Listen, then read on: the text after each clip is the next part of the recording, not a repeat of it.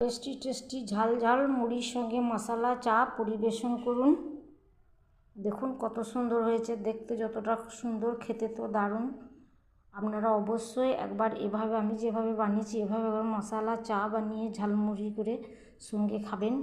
খেয়ে কেমন লাগে আমাকে জানাবেন। সবাই ভালো থাকুন, সুস্থ থাকুন, আর রূপা রান্নাঘরের সঙ্গে থাকুন। আজকের মতো আসি, আল্লাহ হাফিজ।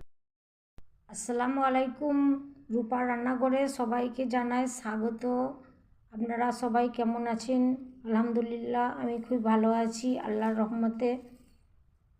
আজকে আমি নিয়ে চলে এলাম গ্রাম বাংলার খুবই জনপ্রিয় খাবার, হচ্ছে খেসারি, কাঁচা খেসারি। দেখুন আলহামদুলিল্লাহ কত সুন্দর হয়েছে, আল্লাহর কুদরতি মহিমা। দেখুন আল্লাহ কি না করতে পারেন। আল্লাহ আমাদের জন্য কত সুস্বাদু খাবার তৈরি করে রেখেছেন। দেখুন এত সুন্দর দেখতে। এবার আমি এই ছিমিগুলোকে একটা একটা করে ছাড়িয়ে নিয়ে পরিষ্কার করে নেব। আমি ডাল থেকে সবগুলোকে এভাবে ছাড়িয়ে নিয়েছি। দেখুন কত সুন্দর হয়েছে দেখতে, কত সুন্দর লাগছে।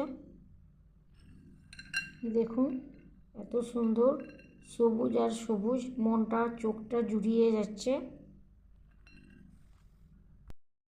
এবার গ্যাসের মধ্যে আমি এখানে চায়ের জন্য দুধ নিয়েছি। এখানে আমি 4 কাপ দুধ নিয়েছি, 250 গ্রাম ছোটো কাপের। এবার দুধটা আমার ফুটছে। এবার আমি দিয়ে দিচ্ছি একটা তেজপাতা, দিয়ে দিচ্ছি থেতো করা আদা। এখানে আমি একটা এলাচ, দারচিনি, লবঙ্গকে থেতো করে নিয়েছি, সেটা দিয়ে দিচ্ছি চিনি। টেস্টটা বাড়াবার জন্য দিয়ে দিচ্ছি আমি 1 চিমটি লবণ। এটা আমি মশলা চা বানাচ্ছি। এবার দুধটাকে আমি ফুটিয়ে 4 কাপ দুধকে আমি 2 কাপ করে নেব। দুধটা মরে অনেকটা ঘন হয়ে গেছে। এবার দিয়ে দিচ্ছি চা পাতা দিয়ে আরও কিছুক্ষণ আমি চাটাকে তৈরি করে নেব।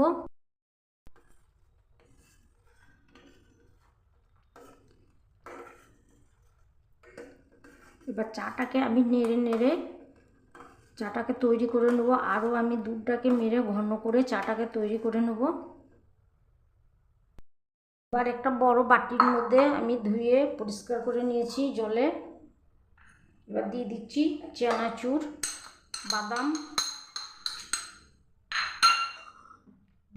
এখানে আমি নিয়েছি একটা পেঁয়াজকে কুচিয়ে নিয়েছি, দিয়ে দিচ্ছি ধনে পাতা কুচি, দিয়ে দিচ্ছি একটা লঙ্কা। ঝালটা যে যেমন খাবেন সেরকমই দিবেন।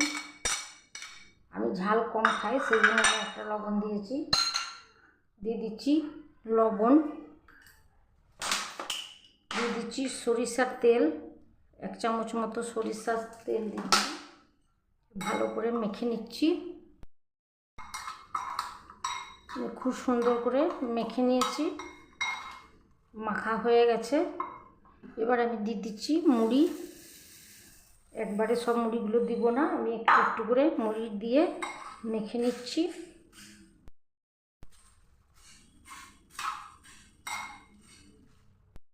মুড়ি মাখা হয়ে গেছে। এদিকে আমার চাটাও খুব সুন্দর ঘন হয়ে গেছে।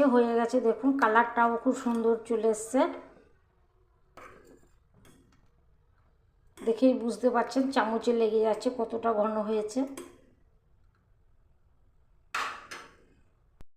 মশলা চায়ের সঙ্গে পরিবেশন করুন।